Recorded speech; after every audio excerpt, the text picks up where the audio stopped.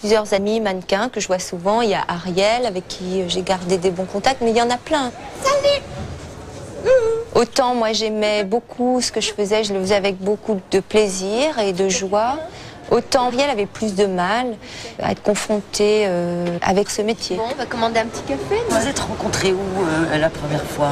Nina Ricci, c'était mon premier défilé. Anne, c'était vraiment pas le premier. Non. Ça faisait déjà pas mal de temps, plusieurs années moi, qu'elle j'étais était mannequin. J'ai commencé un peu sur le tard. Elle était là, avec ses lunettes, en train de lire un bouquin de Roland Barthes, s'apprêtant à faire un défilé Nina Ricci. Je me dis, attends, qui c'est celle-là? Moi, je sais pas défiler, il faut que je lui demande. Donc je lui dis, bonjour, je m'appelle Ariel.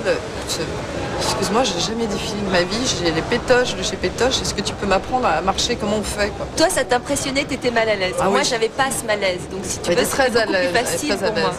Mais devant la foule, je suis complètement. Donc j'allais jusqu'au bout du podium avec la voix en intérieur me disant, c'est bon, tu arrives au bout du podium, ça va aller, tout va bien, personne ne te veut de mal, ça va se passer. Et après, tu reviens sur tes pas. Voilà, et après tu as encore 3 passages, donc voilà, et à la fin du dernier passage, c'est fini, tu l'as fait. C'est ça.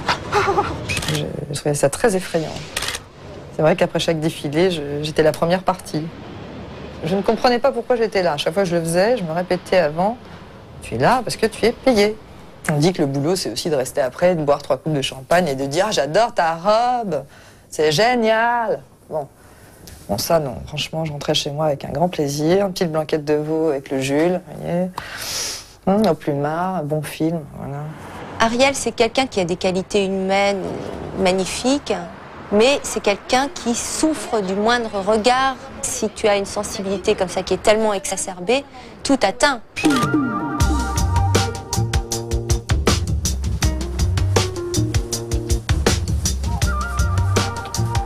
Voilà.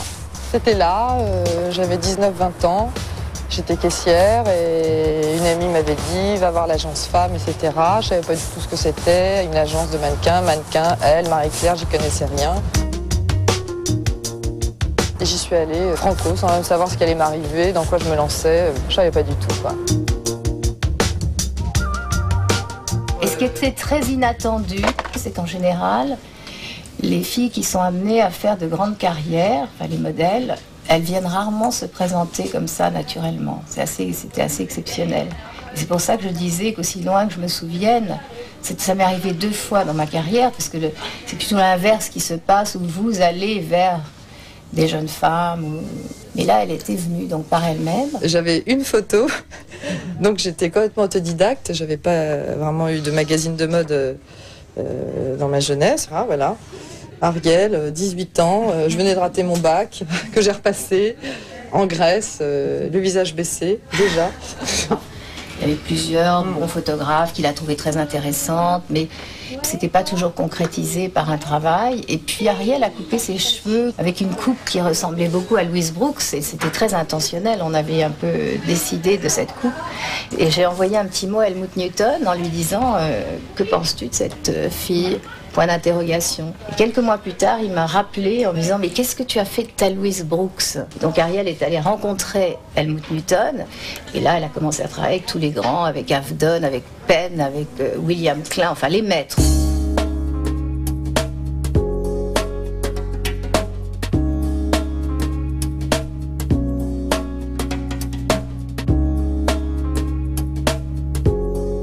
J'aime beaucoup Helmut, j'aime beaucoup son travail. Mais l'image que je donnais à voir quand j'étais mannequin est exactement à l'opposé de ce que je suis.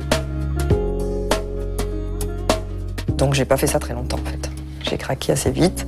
Au bout de 4 ans, j'ai arrêté. Moi, j'ai eu l'impression de me prostituer, quoi. Ça va peut-être un petit peu choquer ce que je dis, mais bon, moi c'est comme ça que je l'ai vécu, quoi. Vous déshabiller, vous mettre à moitié à poil ou en lingerie devant des gens que vous connaissez pas.